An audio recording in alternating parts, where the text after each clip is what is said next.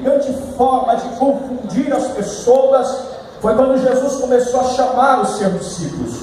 O versículo de número 13 nos informa que quando Jesus começou a chamar os seus discípulos, ele foi chamando aquele que ele achou que devia chamar. Jesus foi chamando aqueles que ele queria chamar.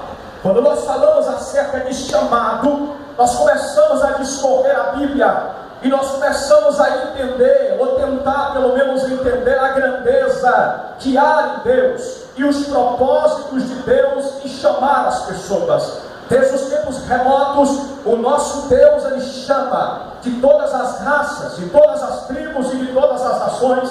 Deus, ele procurava e ele chamava homens e mulheres e vocacionava os tais para uma grande obra. Quando nós falamos acerca de chamado, nós precisamos entender quais são os critérios de Deus para chamar alguém para a sua obra, porque talvez ao olhar para cada um ou para alguns de nós essa noite, nós ficamos a nos perguntar: o que foi que Deus vinha alguém para chamá-lo? O que foi que Deus vinha alguém para vocacioná-lo para essa obra? Mas quando nós olhamos para as Escrituras, o livro do primeiro profeta Samuel, capítulo de número 16, a Bíblia diz que Deus chama o profeta Samuel. E a conversa de Deus com Samuel é uma conversa direta e objetiva.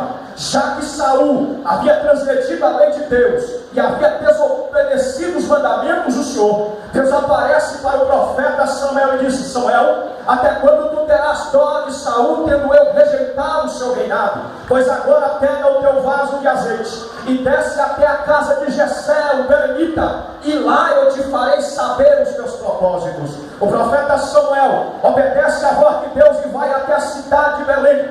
E na casa de Jessé, Deus faz entender um mistério qual muitos ainda não interpretavam. Pois a Bíblia diz que depois do sacrifício, os filhos de Jessé põem assim de frente na sala e Deus começa a revelar os seus propósitos. Pois quando o profeta Samuel vai pegar o vaso de azeite para ungir na casa de Jessé, o maior dentre os filhos, os 8 filhos de Jessé, a Bíblia diz que Deus bradou do céu. E a frase de Deus para o profeta Samuel nos faz entender o primeiro critério de Deus para escolher e para chamar alguém. Porque Samuel começa a olhar pela aparência, porque Samuel começa a olhar para o exterior daquele filho de Jessé, o mais velho. E a Bíblia diz que quando ele está tentando para a aparência, Deus se coloca de pé e traz uma palavra. A palavra de Deus para o profeta Samuel foi a seguinte: profeta Samuel, não atente para a aparência, não atente para o que está no exterior, porque o ser humano tem uma enorme facilidade de olhar para a aparência. O ser humano tem uma enorme facilidade de ver o exterior, mas enquanto o homem está olhando para fora, Deus está olhando para dentro. E quando Deus olha para dentro, Deus não se confunde com ninguém. Deus não é Deus de confusão. E Deus aparece para Samuel e disse: não atente para a aparência, porque tu estás vendo o que está por fora, mas eu estou vendo o que está por dentro. O profeta Samuel fica sem entender e começa a passar os filhos de Jessé na sala e Deus começa a rejeitar. Mas a Bíblia diz que quando acabaram os filhos presentes, Samuel pergunta: acabaram-se os mancebos? E a frase de Jessé é a seguinte: não, ainda existe um, ele é o menor, está no campo apacentando as ovelhas. E a Bíblia diz que Deus dá uma orientação para o profeta Samuel: diga para Jessé para mandar chamá-lo, porque nós não nos assentaremos à mesa enquanto ele não chegar aqui. Eu quero vos dizer essa noite que Deus não tem propósito com a visão humana. Deus não tem propósito com o que o homem acha que ele tem propósito. Os propósitos de Deus são mais profundos do que os propósitos dos homens. A Bíblia diz, e o apóstolo Paulo nos informa na primeira carta aos Coríntios, o capítulo de número 1, a Bíblia diz assim: porque Deus, ele escolheu as coisas loucas desse mundo para confundir as coisas sábias, porque Deus também escolheu as coisas simples, as coisas vis e as coisas desprezíveis deste mundo para confundir as coisas que são. A época em que estamos vivendo, o século em que estamos vivendo, é o século em que as pessoas atentam para a aparência, as pessoas olham para a visualização humana, mas Deus está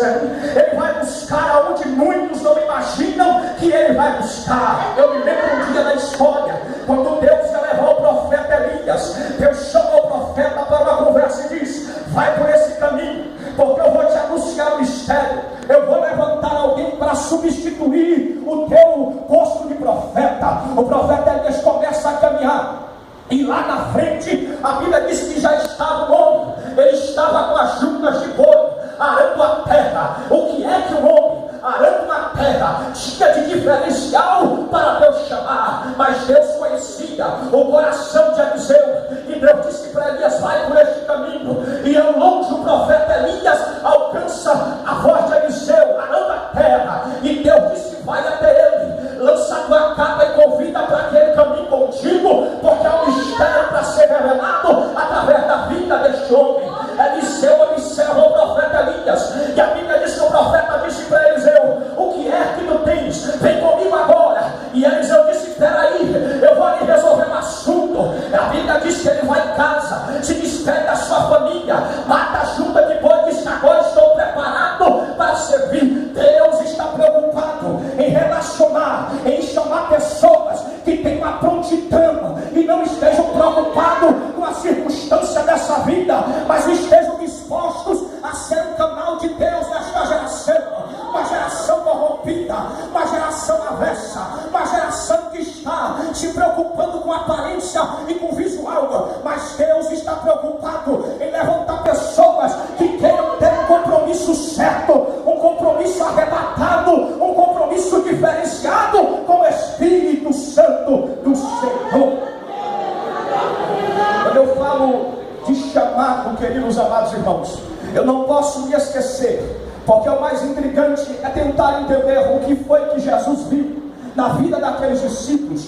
Porque quando eu leio o livro, o Evangelho segundo escreveu São João, a Bíblia diz que Jesus passou, e Jesus foi chamando os seus discípulos, mas para contrariar a lógica, Jesus foi passando em lugares obscuros, aonde ninguém observava, aonde ninguém dava nada. Um exemplo disso é quando Pedro chega na pescaria pela manhã. Jesus estava à beira da praia, e Pedro desce chateado, porque havia pescado a noite toda e nada tinha apanhado. Jesus observando a voz de Pedro, Jesus observando o semblante de Pedro, Jesus chama Pedro para uma conversa e disse: vai-te ao mar novamente. E Pedro repruca a voz de Jesus e disse: Senhor, nós já pescamos a noite toda e nada nós achamos, mas sobre a tua palavra lançaremos a rede. A Bíblia diz que Jesus entra no barco e sai com Pedro, e ele disse: lance a rede. Quando lançaram a rede, a pescaria foi enorme. Ao chegar na praia, Jesus olha para Pedro. Pedro está mais chateado, Pedro está feliz, mas Jesus olha para Pedro e disse: vem, e agora tu serás pescador de homem. Até hoje é intrigante tentar entender o que Jesus viu em Pedro, aquele homem ignorante, sem letra. Mas uma coisa é certa: quando Jesus coloca o olho em alguém, é porque ele sabe o futuro. É muito fácil olhar no presente e olhar no passado e julgar alguém, mas Deus é o único que vê o seu futuro, e ele sabe muito bem do que você é capaz e o que ele pode fazer através da sua vida. Aleluia! Deus conhece o nosso futuro. É muito fácil olhar para alguém pela aparência e tentar interpretar como vai ser a sua vida. E a vida de Pedro, pela visão humana, era uma vida de derrota. A vida de Pedro, pela lógica humana, era uma vida de desespero, era uma vida acabada. Mas quando Jesus colocou o olhar em Pedro, Jesus viu o potencial de profeta, Jesus viu o potencial de pastor, e disse: eu vou te levantar. Um certo dia, Jesus saiu chamando os seus discípulos, e as pessoas olhavam para Jesus e tentavam entender o que é que Jesus estava fazendo. Era cada um pior que o outro. Era pessoas que tinham fama de ladrão, era pessoas que tinham fama de mentiroso, e Jesus saiu chamando para si o que eles quis. Porque quando Jesus resolve agir na vida de alguém, ninguém pode impedir o operar de Jesus. Quando Jesus resolve entrar na vida de alguém, não importa na lama que ele se encontra, não importa o pecado que ele se encontra. Quando Jesus resolve entrar na vida de alguém, ele entra, ele faz a diferença, porque ele é Deus, ele é Senhor para trabalhar. Quando eu falo do trabalhar de Deus na vida de alguém, a Bíblia nos informa alguns processos, porque uma coisa é certa: o apóstolo Paulo, na carta aos Filipenses, capítulo número 1, versículo número 6. Ele disse: aquele que começou em vós a boa obra, ele vai aperfeiçoar a obra. Uma coisa é certa: Jesus jamais vai chamar alguém e vai deixar esse alguém do jeito que ele está. Jesus jamais vai levantar alguém e vai deixar esse alguém do jeito que ele está. Se Jesus chamou alguém, ele vai aperfeiçoar esse alguém. É o processo do Espírito, é o processo de Deus. Deus chama o profeta Jeremias e disse para o profeta: vai à casa do oleiro e lá vou te fazer entender as minhas obras. E ele desceu à casa do oleiro e ele viu a obra sendo feita sobre as rodas, e era a simbologia do povo de Israel. E a Bíblia diz que quando Jeremias estava observando, a Bíblia diz que o vaso que o oleiro estava fazendo quebrou-se na sua mão, e Deus disse: agora observe o que é que eu vou fazer com Israel. A Bíblia diz que o oleiro pega o barro amassado, quebrado no chão, coloca nas rodas e começa a girar as rodas e mexer com o vaso com a mão, a fazer outro de acordo com a sua vontade. É o processo de Deus, porque todo mundo quando chega amassado, chega quebrado, destruído, mas o Espírito é quem faz a obra. Eu venho aqui vos anunciar esta noite que quem faz a obra na nossa vida é o Espírito Santo de Deus, e ele não faz nada por força e não faz nada por violência, mas ele opera como quer, da maneira que ele quer, porque ele é Espírito.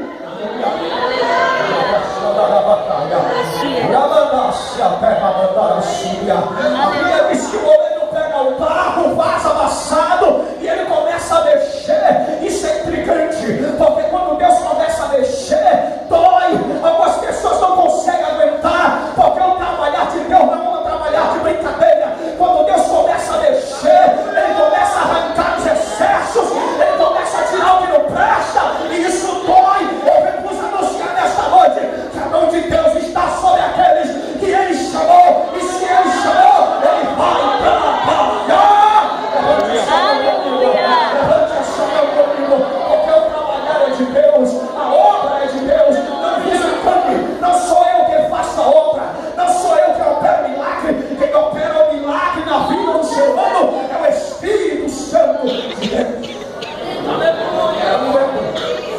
Quando Deus chama o profeta Ezequiel, Deus tem um propósito com Ezequiel, e na vida dos que têm propósito, Deus vai trabalhar. E a Bíblia diz que Deus chama o profeta, e Deus faz com que o profeta seja dirigido para uma visão.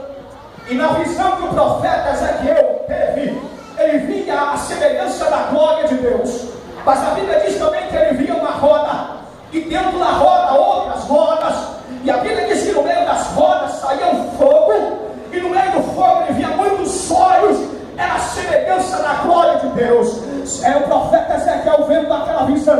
O profeta ficou abismado e caiu como se estivesse desmaiado. E a Bíblia diz que quando o profeta está caído, o Espírito desceu sobre Ezequiel, pegou Ezequiel e colocou Ezequiel de pé e disse: põe-te em pé, que eu vou falar contigo.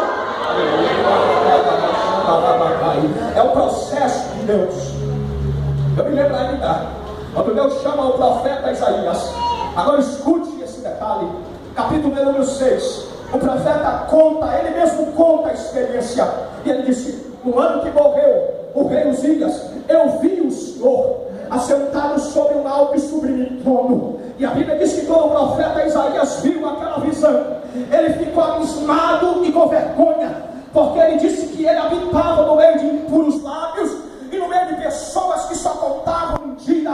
Ele também era assim. Mas a Bíblia diz que no dia que morreu o rei Uzias, Deus marcou um encontro com o profeta Isaías. E quando o profeta está conversando com Deus, a Bíblia diz que ele começa a falar: Senhor, eu não sei, eu tenho lábios impuros, eu habito no meio de um povo de impuros, já como pode? Eu tenho esta visão. E Deus olha para o profeta. O profeta estava tentando escapar do trabalhar de Deus, e Deus disse para o anjo: pega até mais, vai no fogo, pega uma brasa ardendo no fogo, desce lá onde está o profeta, pega esta brasa, coloca esta brasa na boca dele, porque a partir de hoje vai ser tudo diferente, meu Deus.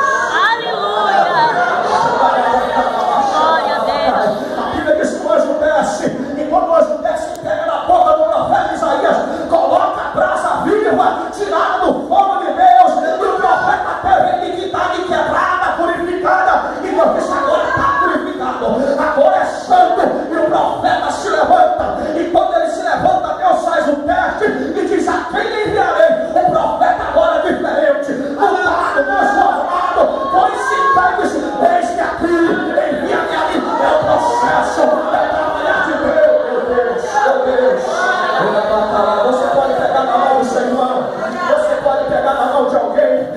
dizer para ele assim: é o processo do Espírito. Ninguém pode escapar do trabalhar de Deus. Ninguém aqui nessa noite é bom o suficiente para fugir do trabalhar de Deus. Ele faz como ele quer e ele opera como ele quer. Nós podemos escapar deste processo.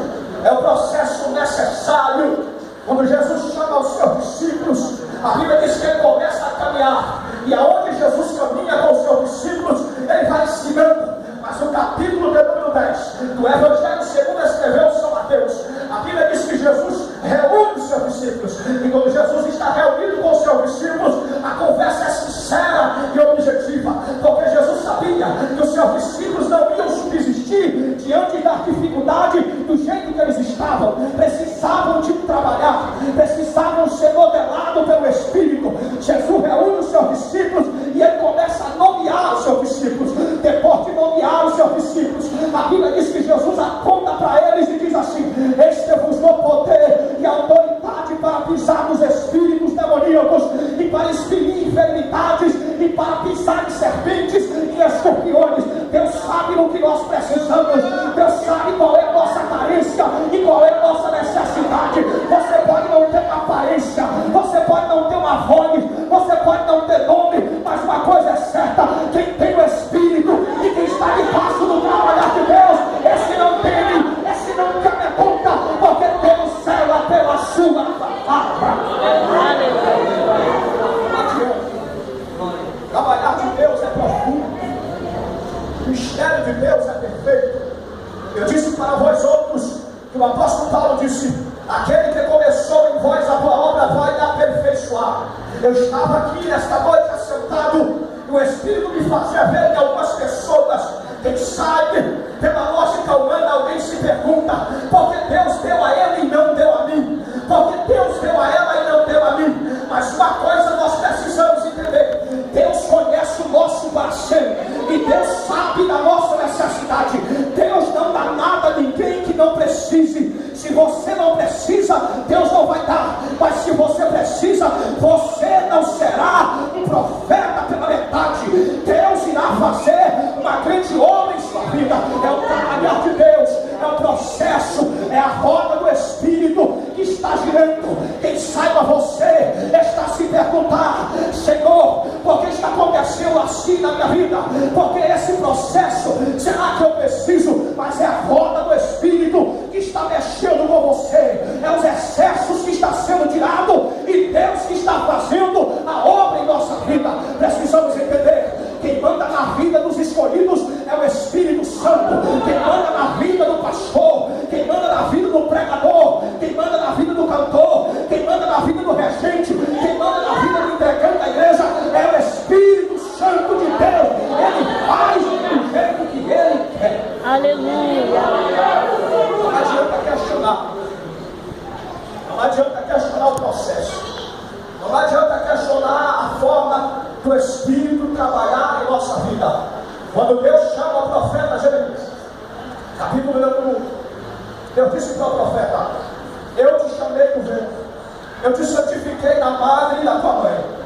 Mas o profeta se amedronta devido à situação que Israel estava passando. Ele amedronta e diz: Senhor, eu não sei falar, eu sou uma criança, como é que pode? Aí Deus disse para o profeta: não diga eu sou uma criança. E o Espírito me traz aqui para vos dizer essa noite: não se mediga, não se diga que és uma criança, e não se diminua, porque quem chamou foi o Espírito de Deus. Não adianta. E Deus disse para o profeta: não diga eu sou uma criança, porque tudo que eu te mandar, tu dirás, e aonde eu te mandar, tu irás.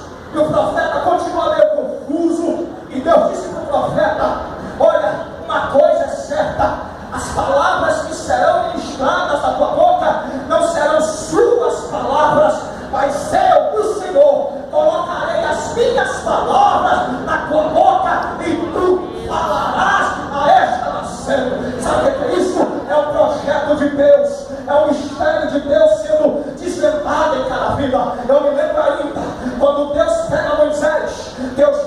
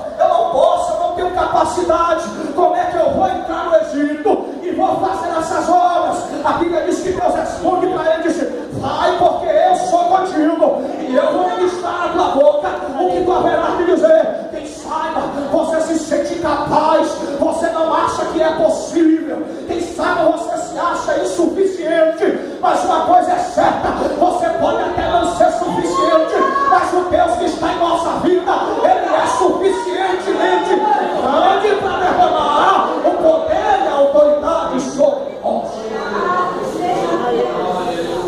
É o trabalhar de Deus. Uma coisa que nós precisamos entender: Deus não precisa de ninguém que esteja preparado, Ele mesmo prepara os seus. Você pode prestar atenção, todas as vezes que alguém se julga autossuficiente e preparado, Deus não vai fazer nada. Todas as vezes que alguém acha que pode, Deus descarta. Deus não tem compromisso autossuficiente. Naamã era autossuficiente. Quando Naamã passava, todo mundo tinha que se ajoelhar. Mardoqueu, ele era um homem humilde, estava na porta do palácio, humildade. E a Bíblia diz que Naamã passava, todo mundo se ajoelhava, mas Mardoqueu, ele se dobrava diante de Deus, estava idolatrando. E a Bíblia diz que um dia Naamã projetou matar Mardoqueu, mas a Bíblia diz que o laço caiu, o laço quebrou-se, e Mardoqueu foi exaltado para a glória de Deus. Sabe o que é isso? Deus tem compromisso com quem tem compromisso com os seus projetos. O compromisso de Deus é esse. Observe, enquanto Saul desobedecia a ordem de Deus, Samuel disse: espera eu chegar para sacrificar. Saul não teve paciência. Quando Samuel chegou, Saul já tinha feito tudo.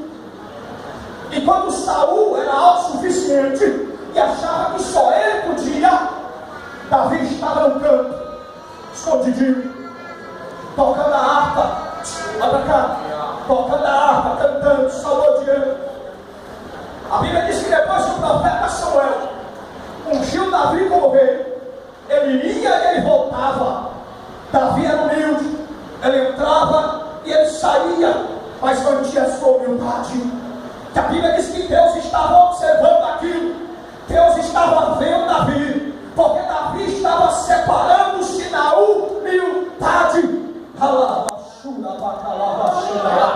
Mas o compromisso de Deus chegou na hora. Davi teve a oportunidade de matar Saul, e alguém disse: mata esse santo, mata esse homem. Davi disse: não posso, eu não posso tocar no profeta ungido de Deus, a minha hora vai chegar. Eu venho vos dizer essa noite que se o projeto de Deus é na sua vida, a sua hora também vai chegar, e Ele vai completar a obra. Ele não vai deixar a obra que Ele começou pela metade, Ele não vai deixar o que Ele começou de certo. As pessoas podem até estar se perguntando: será que Deus não vai concluir a obra? Deus vai concluir a obra, Deus vai fazer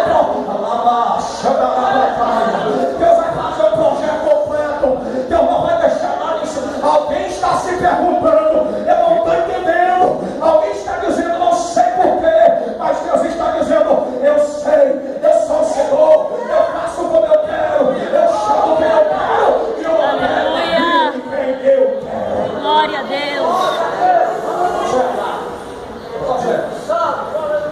Isso não se pode escapar, porque os verdadeiros escolhidos de Deus se percebem de longe. Os verdadeiros escolhidos, capacitados, vocacionados, mudados, transformados, que ontem estavam nas drogas, que ontem estavam na cachaça, que ontem eram odiados. Quando Deus pega, Deus não faz uma obra pela metade. Quando você olha para Ele, você vê a diferença, você vê a transformação, você vê o mistério de Deus fluindo na vida daqueles que foram chamados pelo Senhor. E um desses projetos é que eles não se conformam com esta geração. O apóstolo Paulo disse: não vos conformeis. Só quem é chamado, modificado, transformado pelo Espírito, não se conforma com o grau de pecado desta geração, mas estão buscando a separação. Eu me lembro quando Josué foi escolhido para ser sucessor de Moisés.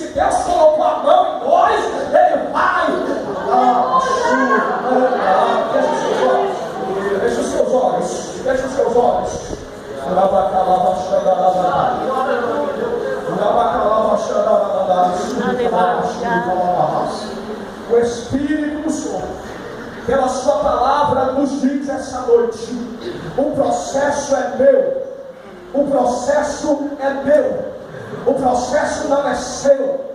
Foi Ele quem começou a obra, chamou você lá da choça, lá da imundícia, mas Ele disse assim: eu não vou deixar você do jeito que você está, eu vou fazer uma obra, eu vou fazer uma mudança, e você é o resultado do processo do Espírito. Para muitos que estão aqui, já sabem que esse processo já está quase sendo concluído, mas para muitos que estão também, o processo ainda não terminou. Mas uma coisa é certa: não vai ficar do jeito que está. O Espírito de Deus vai completar a sua obra. Feche os seus olhos e ore. Aleluia. Feche os seus olhos, jovens, senhores, senhoras, e ore. Porque o Espírito está me autorizando a vos declarar esta noite que a obra dele é perfeita, nada de Deus é incompleto e certo. Deus está dizendo assim: se você não está entendendo ainda, espere mais um pouco, porque vai acontecer o sobrenatural na sua história. E o sobrenatural não é algo que sai ao homem, mas é algo que o Espírito revela pelas suas grandezas. Só quem estiver no Espírito vão conseguir entender que o processo é de Deus, é sobrenatural. Ore comigo agora. Ore que eu vou encerrar, mas ore comigo agora, porque da mesma forma que o Espírito levantou Ezequiel, da mesma forma que Deus mostrou Jeremias, a obra sendo feita nas rodas, o Espírito está me autorizando a vos dizer que você também está na roda do trabalhar dele, na roda do trabalhar de Deus. Ninguém escapa. Você pode até tentar fugir, mas Deus está com as mãos dele postas em você. E se a mão de Deus está em você, o diabo não vai tocar em você, o diabo não vai ofuscar o brilho do Espírito que está nas ore para o Espírito renovar as suas forças. Ore porque a roda do Espírito está virando, e o Espírito está dizendo: aqui você não sabe, não adianta se obedecer, porque a roda do Espírito ela está girando e você está errado. Ore, igreja, ore porque o Espírito, meu Deus,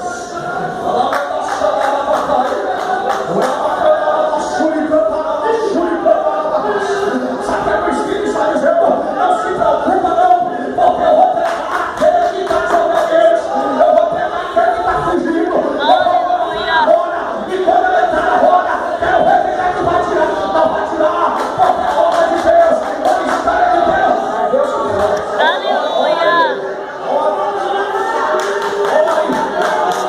Ore, eu vou pedir ao Espírito para que você veja a roda do trabalhar de Deus hoje, e você contemple as mãos de Deus postas em você.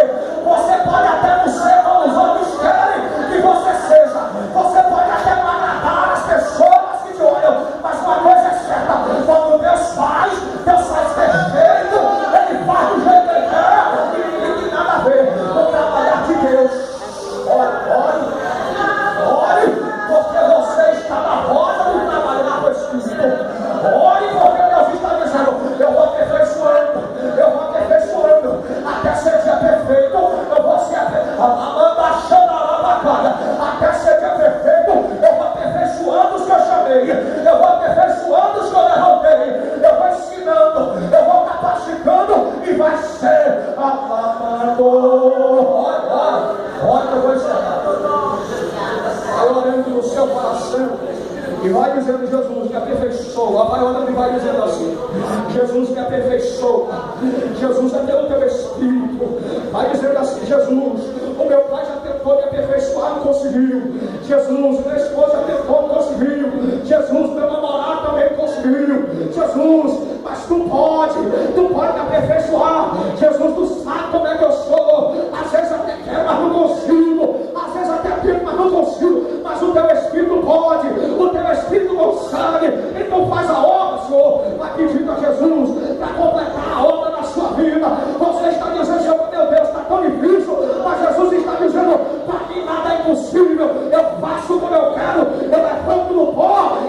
faço defeito, eu faço quando quero, eu opero quando vai orando, porque eu vou encerrar agora. É a obra, o trabalhar de Deus, é o chamar de Deus, é o movimento das rodas do Espírito. Eu vos digo.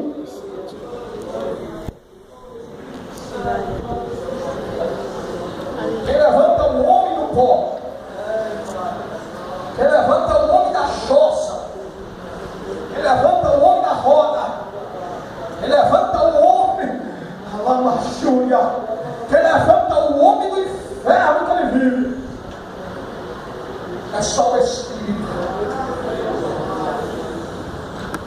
Não tem retórica, não tem oratória, não tem ensinamento bonito que tire o homem da lama.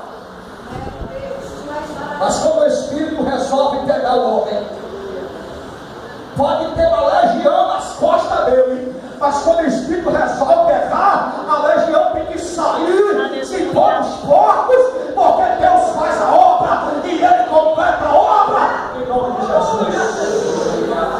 Por favor, levante comigo assim a sua mão, assim, levante assim a sua mão comigo, assim, levante aqui.